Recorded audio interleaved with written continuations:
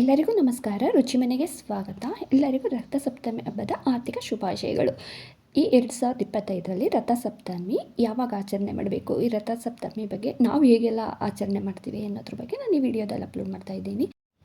ಸಪ್ತಮಿ ತಿಥಿ ಅಥವಾ ಮಾಘ ಸಪ್ತಮಿ ಅಥವಾ ಅಚಲ ಸಪ್ತಮಿ ಅಂತ ಕರೀತಾರೆ. ಇದನ್ನು ರಥಸಪ್ತಮಿ ಅಂತ ಮಾಘ ಮಾಸದಲ್ಲಿ ಮಾಡೋದು ನಾವು. ಈ 2025ರಲ್ಲಿ ಫೆಬ್ರವರಿ 4ನೇ ತಾರೀಕು ಮಂಗಳವಾರ ರಥಸಪ್ತಮಿ ಸ್ಟಾರ್ಟ್ ಆಗೋದು. ಬೆಳಗ್ಗೆ 4:37ಕ್ಕೆ ಪ್ರಾರಂಭ ಆದರೆ ಮತ್ತು 5ನೇ ತಾರೀಕು ಮಧ್ಯಾಹ್ನ 2:30 ತನಕ ಇರುತ್ತೆ ಈ ರಥಸಪ್ತಮಿ. ನಾವು ಮಾಡೋ ಅಂಥದ್ದು ರಥಸಪ್ತಮಿ ಹಬ್ಬ ಆಚರಣೆ ಮಾಡೋದು 4ನೇ ತಾರೀಕು ನಾವು ಆಚರಣೆ ಮಾಡಬೇಕು. ಈ ರಥಸಪ್ತಮಿ ಮಾಘ ಮಾಸದಲ್ಲಿ ಸಂಕ್ರಾಂತಿ ಎಲ್ಲ ಕಳೆದಿದ್ದಾದಮೇಲೆ ಈ ಜನವರಿ 30ಕ್ಕೆ ಮಾಘ ಮಾಸ ಸ್ಟಾರ್ಟ್ ಆಗುತ್ತೆ. ಈ ಮಾಘ ಮಾಸದಲ್ಲಿ ಬರೋ ಅಂಥದ್ದು ರಥಸಪ್ತಮಿ. ಈ ರಥಸಪ್ತಮಿ ಸೂರ್ಯ ತನ್ನ ಪಥ ಬದಲಾಯಿಸೋದು. ಇವಾಗ ತುಂಬಾ ಚಳಿ ಇರುತ್ತಲ್ಲ, ಸೂರ್ಯ ಹುಟ್ಟೋದು ಬೆಳಗಿನ ಜಾವ ತುಂಬಾ ಲೇಟಾಗಿ. ಆದ್ದರಿಂದ ಇನ್ನು ಮುಂದಕ್ಕೆ ಈ ರಥಸಪ್ತಮಿ ಕಳೆದ ಮೇಲೆ ಸೂರ್ಯ ಹುಟ್ಟೋದು ಸ್ವಲ್ಪ ಬೇಗನೆ ಹುಟ್ಟುತ್ತೆ. ಇನ್ನು ಬಿಸಿಲು ಜಾಸ್ತಿ ಆಗುತ್ತೆ. ತನ್ನ ಪಥ ಬದಲಾಯಿಸಿದ್ಮೇಲೆ ಬಿಸಿಲು ಸ್ವಲ್ಪ ಜಾಸ್ತಿ ಆಗುತ್ತೆ. ಈ ರಥಸಪ್ತಮಿಲಿ ನಾವು ಬೆಳಗಿನ ಜಾವ 4:30ಯಿಂದ 5:30, 6 ಗಂಟೆ ಒಳಗಡೆ ಬ್ರಾಹ್ಮಿ ಮುಹೂರ್ತದಲ್ಲಿ ಆ ಟೈಮಲ್ಲಿ ಬೆಳಗ್ಗೆನೇ ಬೇಗ ಎದ್ದು ಈ ರಥಸಪ್ತಮಿನ ಭಕ್ತಿಯಿಂದ ಪೂಜೆ ಮಾಡಬೇಕು. ಸೂರ್ಯನಿಗೆ ನಾವು ಭಕ್ತಿಯಿಂದ ಪೂಜೆ ಮಾಡಬೇಕು. ಏನು ಅಂತಂದರೆ ಫಸ್ಟು ನಾವು ಹಿಂದಿನ ದಿವಸನೇ ರಥಸಪ್ತಮಿ ಹಿಂದಿನ ದಿವಸನೇ ನಾವು ಈ ಎಕ್ಕದೆಲೆ ಬರುತ್ತಲ್ಲ, ಬಿಳಿ ಎಕ್ಕದೆಲೆ, ಆ ಎಕ್ಕದೆಲೆನ ಕಿತ್ಕೊಂಡು ಬಂದು ಆ ಎಕ್ಕದೆಲೆನ ನಾವು ತಲೆ ಮೇಲೆ ಮತ್ತು ಜಾಯಿಂಟು ಎಲ್ಲೆಲ್ಲಿರುತ್ತೋ, ಇವಾಗ ಭುಜ ಮತ್ತು ಕೈ, ಅಂಗೈ ಮೇಲೆ, ಅಂಗಾಲ ಮೇಲೆ, ಮಂಡಿ ಮೇಲೆ, ಈ ಥರ ಎಲ್ಲ ಕಡೆನೂ ಎರಡೆರಡು ಎಲೆ ಇಟ್ಕೊಂಡು ಆ ಎಕ್ಕದೆಲೆನ ತಲೆ ಮೇಲಿಂದ ಹಿಡಿದು ಭುಜ, ಅಂಗೈ, ಅಂಗಾಲು ಮತ್ತು ಮಂಡಿ ಮೇಲೆ ಇಟ್ಕೊಂಡು ತಲೆಗೆ ಸ್ವಲ್ಪ ಹರಳೆಣ್ಣೆ ಇಟ್ಟು, ಹಣೆಗೆ ಸ್ವಲ್ಪ ಕುಂಕುಮ, ಅರಿಶಿನ ಇಟ್ಟು, ನೀರಿಗೆ ಸ್ವಲ್ಪ ಅರಿಶಿನ ಹಾಕಿ ಸೂರ್ಯದೇವನ ನಮಸ್ಕಾರ ಮಾಡಿಕೊಂಡು, ನಮ್ಗೆ ಏನಾದರೂ ಆರೋಗ್ಯ ಸಮಸ್ಯೆ ಇರುತ್ತಲ್ಲ, ಆ ಆರೋಗ್ಯ ಸಮಸ್ಯೆ ಎಲ್ಲ ಈ ರಥಸಪ್ತಮಿಯಲ್ಲಿ ಪ್ರತಿ ವರ್ಷ ನೀನು ಪೂಜೆ ಮಾಡ್ತೀನಿ, ನಾನು ಭಕ್ತಿಯಿಂದ ಪೂಜೆ ಮಾಡಿ ಇಂಥ ಆಹಾರ ತಿನ್ನಲ್ಲ, ನಮ್ಗೆ ಏನಾದರೂ ಒಂದು ತುಂಬಾ ಇಷ್ಟ ಆಗಿರುತ್ತಲ್ಲ ಆ ಹಣ್ಣುಗಳು ಇಲ್ಲ ತರಕಾರಿ, ಅದನ್ನು ನಾನು ಯಾವತ್ತೂ ತಿನ್ನೋದಿಲ್ಲ ಅಂತ ಕೈ ಮುಕ್ಕೊಂಡು ಸೂರ್ಯನ ಹತ್ರ ನಾವು ಭಕ್ತಿಯಿಂದ ಅವಾಗ, ಮತ್ತು ನಮಗೆ ಜಾಯಿಂಟ್ ಪೇನ್ ಎಲ್ಲ ಇರುತ್ತೆ ನೋಡಿ, ಅಂಥವ್ರಂತೂ ಈ ರಥಸಪ್ತಮಿಲಿ ಈ ಎಕ್ಕದ ಎಲೆನ ಈ ಥರ ಇಟ್ಕೊಂಡು ತಲೆ ಮೇಲೆ ಎಣ್ಣೆ ಹಾಕ್ಕೊಂಡು ಈ ಥರ 3 ಚೊಂಬು ಒಬ್ರ ಕೈಲಿ ನೀರು ಹಾಕಿಸ್ಕೊಬೇಕು. ತಲೆ ಮೇಲೆ ಹಾಕಿಸ್ಕೊಂಡು ಭಕ್ತಿಯಿಂದ ಕೈ ಮುಕ್ಕೊಂಡು ಕೂತ್ಕೊಂಡಾಗ ನಾವು ಅವಾಗ ಕೇಳ್ಕೊಬೇಕು, ಅವ್ರು 3 ಚೊಂಬು ನೀರು ನಮ್ಮ ತಲೆ ಮೇಲೆ ಹಾಕಬೇಕಾದ್ರೆ ಆದಷ್ಟು ತಣ್ಣೀರಲ್ಲಿ ಸ್ನಾನ ಮಾಡಬೇಕು. ಇವಾಗ ಚಳಿ ಇರೋದ್ರಿಂದ ಆಗಲ್ಲ ಅನ್ನೋರು ಬಿಸಿನೀರು ಮಾಡಿದ್ರು ಪರವಾಗಿಲ್ಲ, ಇಲ್ಲ ತಣ್ಣೀರಲ್ಲಿ ಮಾಡಿದ್ರೆ ತುಂಬಾ ಒಳ್ಳೆಯದು. ಈ ಮಾಘ ಮಾಸದಲ್ಲಿ ಅಂದರೆ ಈ ರಥಸಪ್ತಮಿಯಲ್ಲಿ ಈ ಥರ ಮಾಡಿ ಸ್ನಾನ ಮಾಡಿ ಮಡಿ ಬಟ್ಟೆ ಹಾಕ್ಕೊಂಡು ಬಂದು ಬಾಗಿಲೆಲ್ಲ ತೊಳೆದು ಬಾಗಿಲಲ್ಲಿ ರಂಗೋಲಿ, ಅಕ್ಕಿ ಹಿಟ್ಟನ್ನು ಸೇರಿಸಿ ರಂಗೋಲಿ ಹಾಕಬೇಕು.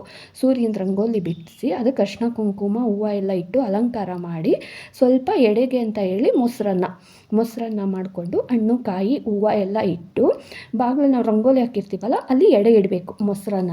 ಮೊಸರನ್ನ ಎಡೆ ಇಟ್ಟು ಅದಕ್ಕೆ ಹಣ್ಣು ಕಾಯಿ ಎಲ್ಲ ಇಟ್ಟು ಪೂಜೆ ಮಾಡಿ ಸೂರ್ಯನ ನಮಸ್ಕಾರ ಮಾಡಿಕೊಂಡು ಒಂದು ಚೊಂಬಲ್ಲಿ ನೀರು ತೊಗೊಂಡು ಬರಬೇಕು. ಒಂದು ಚೊಂಬಲ್ಲಿ ಅಂದರೆ ತಾಮ್ರದ ಚೊಂಬು ಇಲ್ಲ ಹಿತ್ತಾಳೆ ಚೊಂಬು, ಅವೆರಡೂ ಇಲ್ಲ ಅನ್ನೋರು ಸ್ಟೀಲಿನ ಚೊಂಬು ತೊಗೊಂಡ್ರು ಪರವಾಗಿಲ್ಲ. ತಾಮ್ರ ಚೊಂಬು ಇದ್ರಂತೂ ತುಂಬಾ ಒಳ್ಳೆಯದು. ಆ ಚೊಂಬಲ್ಲಿ ನೀರು ತೊಗೊಂಡು ಸೂರ್ಯನಿಗೆ ನಮಸ್ಕಾರ ಮಾಡಿ ಆ ಚೊಂಬಲ್ಲಿರೋ ನೀರನ್ನ ನೆಲಕ್ಕೆ ಅಂದರೆ ಸೂರ್ಯನಿಗೆ ಅರ್ಪಣೆ ಮಾಡ್ತಾಯಿದ್ದೀನಿ ಅಂತ ಹೇಳ್ಕೊಂಡು ಈ ಮಂತ್ರ ಹೇಳಬೇಕು. ಓಂ ಆದಿತ್ಯಾಯ ವಿದ್ಮಹೆ ಪ್ರಭಾಕರಾಯ ಧೀಮಹಿ ತನ್ನೋ ಸೂರ್ಯ ಪ್ರಚೋದಯಾತ್, ಹ್ರೀಂ ಹ್ರೀಂ ಸೂರ್ಯಾಯ ಸಹಸ್ರ ಕಿರಣಾಯ ಸ್ವಾಹ ಅಂತ ಇದನ್ನು 3 ಸಾರಿ ಇಲ್ಲ 11 ಸಾರಿ ಈ ಮಂತ್ರನ ಹೇಳಿ ಆ ಚೊಂಬಲ್ ನೀರಿರುತ್ತಲ್ಲ ಅದನ್ನು ಸೂರ್ಯನಿಗೆ ಅರ್ಪಣೆ ಮಾಡಬೇಕು. ಆ ಥರ ಮಾಡಿ ಮತ್ತು ಹಣ್ಣು ಕಾಯಿ ಎಲ್ಲ ಇಟ್ಟು ಪೂಜೆ ಮಾಡಿ ಕಾಯಿ ಹೊಡೆದು ಸೂರ್ಯನಿಗೆ ನಮಸ್ಕಾರ ಮಾಡಿ ಒಂದು 5 ನಿಮಿಷ ಕುತ್ಕೊಂಡು ಕೇಳ್ಕೊಬೇಕು. ನಮಗೇನಾದರೂ ಇವಾಗ ಹುಷಾರಿಲ್ಲ ಅಂತಂದರೆ, ಆರೋಗ್ಯ ಸಮಸ್ಯೆಗಂತೂ ಈ ರಥಸಪ್ತಮಿ ತುಂಬಾ ಒಳ್ಳೆಯದು. ಈ ಟೈಮಲ್ಲಿ ಈ ತಲೆನೋವು ಬಂದಿರುತ್ತಲ್ಲ, ಅರ್ಧ ತಲೆನೋವು, ನಮಗೆಲ್ಲ ನಾವು ಚಿಕ್ಕ ಹುಡುಗರಿಂದ ನಮ್ಮಮ್ಮ ಇದನ್ನೇ ನಮಗೆ ಮಾಡಿಸ್ಕೊಂಡು ಬರ್ತಾ ಇದ್ದಿದ್ದು.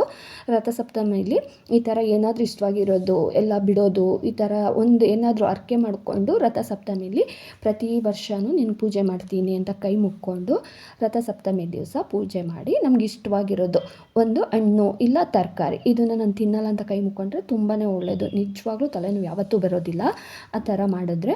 ಇಲ್ಲ ನಮ್ಗೆ ಏನಾದರೂ ಹುಷಾರಿಲ್ಲ ಅಂದರೆ, ಮತ್ತು ಈ ಜಾಯಿಂಟ್ ಪೇಯ್ನ್ ಇರೋರಿಗೆ, ಮತ್ತು ಬೇರೆ ಏನಾದರೂ ಪ್ರಾಬ್ಲಮ್ ಇರುತ್ತಲ್ಲ ಅಂಥವ್ರು ಈ ಬೆಳಗಿನ ಜಾವ ರಥಸಪ್ತಮಿ ದಿವಸ ಎದ್ದು ಪೂಜೆ ಮಾಡಿ ಶ್ರದ್ಧಾಭಕ್ತಿಯಿಂದ ಸೂರ್ಯದೇವನ ಕೇಳ್ಕೊಂಡ್ರಂತೂ ತುಂಬಾ ಒಳ್ಳೆಯದು. ನಮಗಾಗಿರೋ ಅನುಭವ ಇದು. ನಾವು ಮಾಡಿದ್ದೀವಿ ಈ ಥರ ಎಲ್ಲನೂ. ನಮಗೆಲ್ಲನೂ ಆವಾಗ ಅರ್ಧ ತಲೆನೋವು ತುಂಬಾ ಸಿಕ್ಕಾಪಟ್ಟೆ ಬರ್ತಾಯಿತ್ತು ಸ್ಕೂಲ್ಗೆ ಹೋಗೋ ಟೈಮ್ಗಳಲ್ಲೆಲ್ಲ. ನಾವು ಚಿಕ್ಕ ಹುಡುಗರಲ್ಲೆಲ್ಲ ಅಮ್ಮ ನಮ್ಮ ಕೈಲಿ ಯಾವಾಗಲೂ ಈ ಥರ ಮಾಡಿಸೋರು. ಆಮೇಲೆ ನಾವು ಇದನ್ನೇ ಕಂಟಿನ್ಯೂ ಮಾಡ್ಕೊಂಡು ಬಂದ್ವಿ. ಅಂದರೆ ನಾವು ಇದನ್ನು ಹಬ್ಬ ಥರನೇ ಮಾಡೋದು. ಬಾಗಿಲಲ್ಲೆಲ್ಲ ದೊಡ್ಡದಾಗಿ ರಂಗೋಲಿ ಹಾಕಿ, ಸೂರ್ಯನ ರಂಗೋಲಿ ಹಾಕಿ ಎಲ್ಲ ಮಾಡೋದೆಲ್ಲ ನಾವು ಅದನ್ನು ಹಂಗೆ ಕಂಟಿನ್ಯೂ ಮಾಡ್ಕೊಂಡ್ಬಂದು ಇವಾಗ ನಮ್ಮ ಮಕ್ಳ ಕೈಲಿ ಎಲ್ಲ ನಾವು ಅದೇ ಥರನೇ ಮಾಡಿಸೋದು. ಎಕ್ಕದೆಲೆ ತೊಗೊಬಂದು ಹಿಂದಿನ ದಿವಸನೇ ಎಕ್ಕದೆಲೆ ಎಕ್ಕದು ಎಲ್ಲ ತೊಗೊಬಂದು ಗಣಪನಿಗೂ ಎಲ್ಲ ಇಟ್ಟು ಪೂಜೆ ಮಾಡಿ ಮನೇಲೆಲ್ಲ ದೀಪ ಬೆಳಗಿಸಿ ಎಲ್ಲ ಮಾಡೋದು. ಅಂದರೆ ಒಬ್ಬೊಬ್ಬರು ಈ ರಥಸಪ್ತಮಿ ದಿವಸ ಹರಕೆ ಮಾಡಿಕೊಂಡು ಕೋಳಿನೂ ಕುಯ್ತಾರೆ. ಕೋಳಿ ಕುಯ್ದು ದೇವರ ಅಲ್ಲಿ ಸೂರ್ಯನ ಹತ್ರ ಬಾಗಿಲಲ್ಲಿ 5 ಗಂಟೆಗೆಲ್ಲ ಕೋಳಿ ಕುಯ್ದು ಹರಕೆ ಮಾಡಿಕೊಂಡು ಇಳೆ ತೆಗೆದು ಅವರಿಂದ ಯಾರಿಗೂ ಹುಷಾರಿರಲ್ವ ಅವ್ರಿಗೆ ಇಳೆ ಎಲ್ಲ ತೆಗೆದು ಅವರಿಂದ 3 ಸಾರಿ ಕೋಳಿ ಕುಯ್ದು ಅದೆಲ್ಲ ಮಾಡ್ತಾರೆ. ಆದರೆ ನಾವು ಯಾವತ್ತೂ ಆ ಥರ ಮಾಡಿಲ್ಲ. ನಮ್ಮೂರಲ್ಲೇ ಒಬ್ಬರು 1-2-3 ಈ ಥರ ಮಾಡಿದರು. ನಾನು ನೋಡಿದ್ದೆ ಅದನ್ನು. ನಾನು ನೋಡಿದ ಮಟ್ಟಿಗೆ ಆ ಥರ ಎಲ್ಲ ಮಾಡೋರು. ನಾವು ಆ ಥರ ಮಾಡಿಲ್ಲ. ಮೊಸರನ್ನ ಎಡೆ ಇಡ್ತೀವಿ ನಾವು. ಮೊಸರನ್ನ ತಗೊಂಡು ಸೂರ್ಯನಿಗೆ ತಂಪು ಅಂದರೆ ಇನ್ನು ಬಿಸಿಲು ಜಾಸ್ತಿ ಆಗುತ್ತಲ್ಲ, ಹಾಗಾಗಿ ತಂಪಿಡಬೇಕು ಅಂತ ಹೇಳಿ ಮೊಸರನ್ನ ಮಾಡಿ ಎಡೆ ಇಡ್ತೀವಿ. ಎಡೆ ಇಟ್ಟು ನಾವು ಭಕ್ತಿಯಿಂದ ಪೂಜೆ ಮಾಡೋದು. ಈ ಥರ ರಥಸಪ್ತಮಿನ ಆಚರಣೆ ಮಾಡಿದ್ರೆ ತುಂಬಾ ಒಳ್ಳೆಯದು. ಮಕ್ಕಳಿಗೆ ಆರೋಗ್ಯ ಸಮಸ್ಯೆ ಎಲ್ಲ ಇರುತ್ತಲ್ಲ ಅಂಥವ್ರು ಮಕ್ಕಳ ಕೈಲಿ ಬೆಳಗಿನ ಜಾವ ಈ ರಥಸಪ್ತಮಿ ಪೂಜೆ ಮಾಡಿಸ್ಬೋದು. ಮಕ್ಕಳಿಂದ ಹಿಡಿದು ವಯೋವೃದ್ಧ ವಯಸ್ಸಾಗಿರೋರ ತನಕ ಪ್ರತಿಯೊಬ್ಬರೂ ಈ ರಥಸಪ್ತಮಿನ ಭಕ್ತಿಯಿಂದ ಮಾಡ್ಬೋದು. ಇನ್ನು ಈ ರಥಸಪ್ತಮಿ ನಾವು ಮನೆಯಲ್ಲಿ ಪೂಜೆ ಎಲ್ಲ ಮುಗಿಸ್ಕೊಂಡು ರಥಸಪ್ತಮಿ ಪೂಜೆ ಎಲ್ಲ ಮಾಡಿ ಇವಾಗ ಮಾಘ ಮಸಾಲ ಹೇಗಿದ್ರೂ ಹೋಗಿ ನದಿನಲ್ಲಿ ಸ್ನಾನ ಮಾಡ್ಕೊಂಡು ಬಂದು ಮಾಡಿದ್ರೂ ಇನ್ನೂ ತುಂಬಾ ಒಳ್ಳೆಯದು. ಅಂದರೆ ನಾವು ಎಲ್ಲ ರೆಡಿ ಮಾಡಿಕೊಂಡು ಹೋಗಿ ನದಿ ಹತ್ರ ಹೋಗಿ ಸ್ನಾನ ಎಲ್ಲ ಮಾಡಿ ಅಲ್ಲಿ ಪೂಜೆ ಎಲ್ಲ ಮಾಡೋದಕ್ಕಾಗಲ್ಲ ಅನ್ನೋರು ಬೇಕಾದ್ರೆ ರಥಸಪ್ತಮಿ ಪೂಜೆ ಎಲ್ಲ ಮುಗಿಸ್ಕೊಂಡು ಹೋಗಿ ಯಾವುದಾನ ದೇವಸ್ಥಾನಕ್ಕೆ ಹೋಗಿ ಪೂಜೆ ಮಾಡಿಸ್ಕೊಂಡು ಬಂದರೆ ಇನ್ನೂ ಒಳ್ಳೆಯದಾಗುತ್ತೆ. ನಾವು ಈ ರಥಸಪ್ತಮಿಲಿ ಪೂಜೆ ಎಲ್ಲ ಮುಗಿಸ್ಕೊಂಡು ಮುಕ್ತಿನಾಗ ದೇವಸ್ಥಾನಕ್ಕೆಲ್ಲ ಹೋಗಿ ಬರ್ತೀವಿ ಒಂದೊಂದು ಸಾರಿ. ಇಲ್ಲಾಂದರೆ ಹತ್ರದಲ್ಲಿ ಯಾವ ದೇವಸ್ಥಾನ ಇರುತ್ತೋ ಆ ದೇವಸ್ಥಾನಕ್ಕೆಲ್ಲ ಹೋಗಿ ಬರ್ತಿದ್ವಿ. ಆವಾಗ ತುಂಬಾ ಭಕ್ತಿಯಿಂದನೇ ಪೂಜೆ ಮಾಡಿದ್ರೆ ನಮಗೂ ಏನೋ ಒಂಥರ ಮನಸ್ಸಿಗೆ ನೆಮ್ಮದಿ ತೃಪ್ತಿ ಎಲ್ಲ. ರಥಸಪ್ತಮಿ ಪೂಜೆನ ಒಂದು ಹಬ್ಬ ಥರ ನಾವು ಆಚರಣೆ ಮಾಡಬೇಕು. ಅದು ತುಂಬಾ ಒಳ್ಳೆಯದಾಗಿರುತ್ತೆ. ಇಲ್ಲಿಗೆ ಇವತ್ತಿನ ಈ ವಿಡಿಯೋ ಎಂಡ್ ಆಗುತ್ತಿದೆ. ಯಾರೆಲ್ಲ ಈ ನನ್ನ ಯೂಟ್ಯೂಬ್ ಚಾನಲ್ನ ಸಬ್ಸ್ಕ್ರೈಬ್ ಮಾಡದೆ ನೋಡ್ತಾ ಇದ್ದೀರೋ ಪ್ಲೀಸ್ ಸಬ್ಸ್ಕ್ರೈಬ್ ಮಾಡ್ಕೊಳ್ಳಿ. ಹಾಗೆ ಒಂದು ಲೈಕ್ ಮಾಡಿ, ಶೇರ್ ಮಾಡಿ, ಕಮೆಂಟ್ ಮಾಡೋದನ್ನ ಮರಿಬೇಡಿ. ಧನ್ಯವಾದಗಳು.